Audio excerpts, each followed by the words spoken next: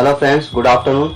आज मैं आपको बताने वाला हूं कि अपने पुराने से पुराने पीएफ अकाउंट को कैसे प्रेजेंट कंपनी के पीएफ अकाउंट के अंदर मर्ज करेंगे और ईपीएफओ की क्या गाइडलाइंस है इसमें एम्प्लॉयर के लिए। तो पीएफ ट्रांसफर रिक्वेस्ट करने के लिए सबसे पहले आपको लॉगिन करना है www.epfindia.gov.in। इस तरह से आपके सामने ईपीएफ का होम पेज लॉगिन हो जाएगा। तो इसमें online claim member account transfer पर क्लिक करके आप ईपीएफ का ई सेवा मेंबर पोर्टल ओपन कर लेंगे। तो मेंबर ई सेवा में सबसे पहले आपको UAN number, password, captcha fill करने के बाद साइन पर क्लिक करना है। पीएफ ट्रांसफर रिक्वेस्ट करने से पहले सबसे पहले आपको अपने सर्विस की डिटेल्स को चेक करना है कि सर्विस डिटेल्स इस यूएन पोर्टल पर कौन कौन से अवेलेबल है, उन सभी अकाउंट के अंदर एग्जिट डेट अपडेट है या नहीं है। तो उसको चेक करने के लिए सबसे पहले आपको क्लिक करना है व्यू सर्विस हिस्ट्री। इस तरह से आपके सामने आपके सभी हिस्ट्री की डिटेल्स को लिस्ट आ जाएगी।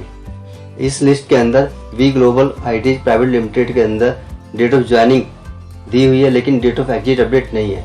इसका मतलब ये है कि आप इस पीएफ अकाउंट को ट्रांसफर नहीं कर सकते जब तक कि आपका डेट ऑफ एग्जिट अपडेट ना हो। मेरे लास्ट दो कंपनीज के अंदर date of join, date of exit दोनों अपडेट है, तो मैं इन दोनों की रिक्वेस्ट ट्रांसफर के लिए डालूंगा। तो ट्रांसफर की रिक्वेस्ट करने के लिए सबसे पहले आपको क्लिक करना है online service, one member one EPF account PF transfer. इस तरह से आपका पीएफ ट्रांसफर पेज ओपन हो जाएगा। तो इसके अंदर प्रेजेंट कंपनी की detail, previous company detail show करेगी आपके सामने। तो उस रिक्वेस्ट रेज करने के लिए सबसे पहले प्रीवियस एम्प्लॉयर या प्रेजेंट एम्प्लॉयर को सिलेक्ट करना है। जैसे मैंने प्रेजेंट एम्प्लॉयर सेलेक्ट किया, और मेंबर आईडी या यूएन नंबर। यदि आप मेंबर आईडी फिल करते हो तो सिर्फ उस कंपनी डिटेल्स आपके सामने विजिबल होगी। यदि आप यूएन नंबर फिल करते हैं तो यूएन नंबर के अंदर जितने पीएफ अकाउंट है वो सभी अकाउंट आपके सामने शो हो जाएगा। तो मैं इसके अंदर यूएन नंबर फिल करके गेट डिटेल पर क्लिक करता हूँ। तो जैसे कि आपके सामने दो कंपनी शो कर रही है, लेकिन इसके अंदर तीन कंपनियां हैं। तीन कंपनी इससे शो नहीं कर रही क्योंकि एक कंपनी के अंदर डेट ऑफ एग्जिट अपडेट नहीं है। मैंने आपको पहले ही बताया, यदि एग्जिट डेट अपडेट नहीं है तो आप उस अकाउंट को ट्रांसफर नहीं कर सकते। तो मैं सबसे पहले पेसिफिक बीपीओ प्राइवेट लिमिटेड को ट्रांसफर करने की रिक्वेस्ट रेज करूंगा।